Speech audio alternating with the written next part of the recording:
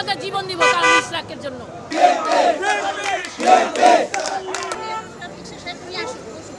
আমাদের অনেক কিছু করে গেছেন, উনি না থাকাকালীন আমাদের অনেক উপকার করেছেন। উনি তো ছিল না 17 বছর, তবুও আমাদের খুব ছোট ছিল, অনেক ভদ্র, অনেক ভালো। আমরা সবসময় দেখে আসছি ওনাকে। আমরা চাচ্ছি উনি বিবরণে বসুন। ওনার তো এই দেওয়া হয়ে গেছে কোর্ট থেকে আপিল পেয়ে গেছে উনি, এখন কেন উনি হচ্ছে না, কেন বিলম্ব হচ্ছে? রাস্তাঘাট যেখানে সেখানে কেটে রাখছে, সেই কাজগুলো হচ্ছে না, মশা মাছি হচ্ছে, ময়লা নিচ্ছে না ঠিক মতো। এগুলো থেকে আমরা খুবই বিরক্ত হচ্ছি। বাচ্চাদের নিয়ে স্কুলে যেতে পারছি না, সব রকম বিলম্ব ওনারা ফেলছে। তো আমরা চাচ্ছি যত তাড়াতাড়ি পারো আমাদের ইঞ্জিনিয়ার সাহেবকে ওনাদের দেওয়া।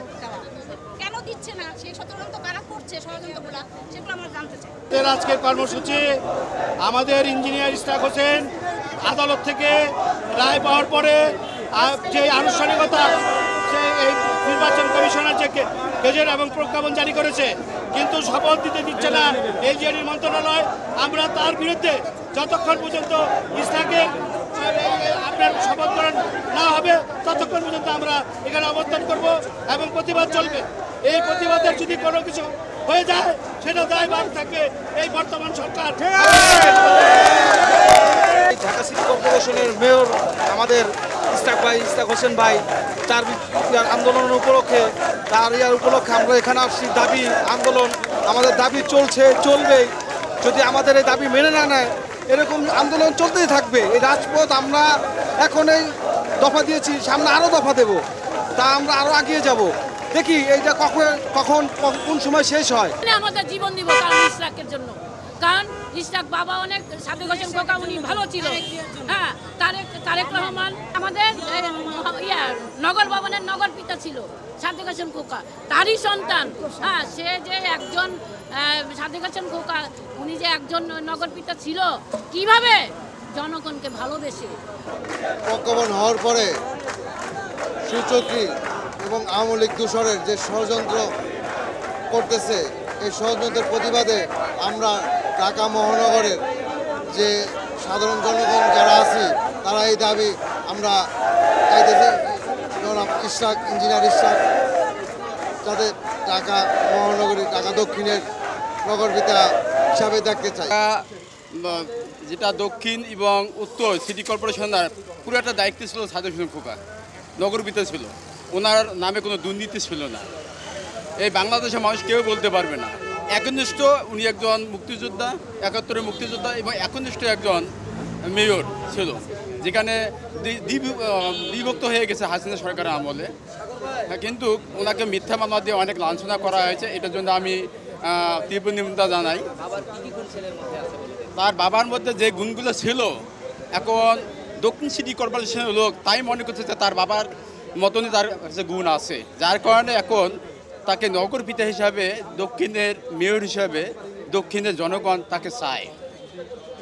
তার মধ্যে তার বাবার আদর্শ আছে, বিচক্ষণতা আছে, পরিশ্রমী একজন মেয়র এবং নির্বাচিত মেয়র, সেটা আপনারা বাংলাদেশের সবাই জানেন। এই ফেসিবাদ সরকারের আমলে তাকে হটাই দেওয়া হয়েছে। উনি একজন বিচক্ষণ, ওনার বাবারও যেমন বলা যায় বাঘের বাচ্চা বাঘ হয়, ওনার বাবা যেমন আদর্শ ছিল, এই ইঞ্জিনিয়ার ইশরাক হোসেনের মধ্যে সেই আদর্শটা আছে এবং তার জনপ্রিয়তা আছে। জনপ্রিয়তা আছে বিধায়কে উনি যদি ঢাকায় এক প্রান্তে দাঁড় হয়, লক্ষ লক্ষ লোকের সমাগম শুরু হয়ে যায়, মানুষের ঢল নেমে আসে। তার মানে কি, এটা জনপ্রিয়তা। সর্বোচ্চ আদালত যেহেতু ইশরাক হোসেনকে, ইঞ্জিনিয়ার ইশরাক হোসেনকে মেয়র হিসেবে ঘোষণা করেছেন, সর্বোচ্চ আদালতের সম্মান দেখানোর দায়িত্ব এই সরকারের নির্বাহী বিভাগের এখন দায়িত্বই হয়েছে যে সর্বোচ্চ আদালতের যে রায়টা সে সম্মান প্রদর্শন করা। আর সেটা সম্মান প্রদর্শন করতে গেলেই কিন্তু ইঞ্জিনিয়ার ইশরাককে শপথ দিতে হয়। কেন শপথ দিচ্ছে না, কেন কি করছে না, এটা তো আর আমরা বুঝতে পারতেছি না। আমাদের প্রত্যাশা ইঞ্জিনিয়ার ইশরাক এই দক্ষিণ নগরবাসীর উপকারে আসবে। উনি লিট অ্যান্ড ক্লিন একটা ছেলে, তার পা থেকে মাথা পর্যন্ত একদম পরিষ্কার পরিচ্ছন্ন একটা ছেলে। আমি মনে করি সাদেক হোসেন খোকার চেয়েও আমাদের সন্তান ইশরাক হোসেন অনেক ক্লিন ইমেজের লোক। কারণ আপনারা কিন্তু ইতিমধ্যে দেখেছেন এই 5 তারিখের পরে, হাসিনা পতনের পরে আমাদের কিছু ত্রুটি আছে কিন্তু অনেক জায়গায়। ইঞ্জিনিয়ার ইশরাকের ব্যাপারে কিন্তু এই ব্যাপারে কেউ কিছু বলতে পারবে না। ইঞ্জিনিয়ার ইশরাক কিন্তু একদম আপাত মস্ত একটা পরিষ্কার পরিচ্ছন্ন ছেলে, অনেস্ট ছেলে। মানে এত অনেস্ট হয়তো বলতে গেলে বেশি হয়ে যায়, তুলনা হয় না, ওর তুলনা ও নিজেই। আমরা কেন দেখতে চাইবো না,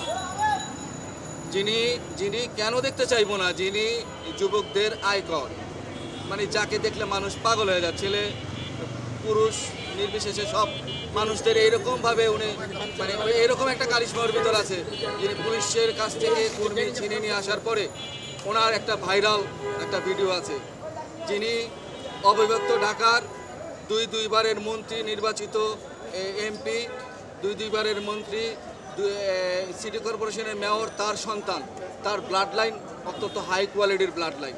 এই ব্লাড লাইনের সাথে কেউ থাকবে না এরকমটা না, সবাই আছি, আমরা ঢাকাবাসী আছি, তার নির্বাচনী এলাকা, তার পিতার নির্বাচনী এলাকায় সমস্ত লোকজন তার পিছনে আমরা আজীবন আমৃত্যু পর্যন্ত থাকব। পরিবর্তন সিটি কর্পোরেশনের রুলস রেগুলেশন অনুযায়ী যেই পরিবর্তনগুলো হয় সেগুলো করার জন্য ওনার বাবার একটা ইচ্ছা ছিল, ওনারও একটা ছিল,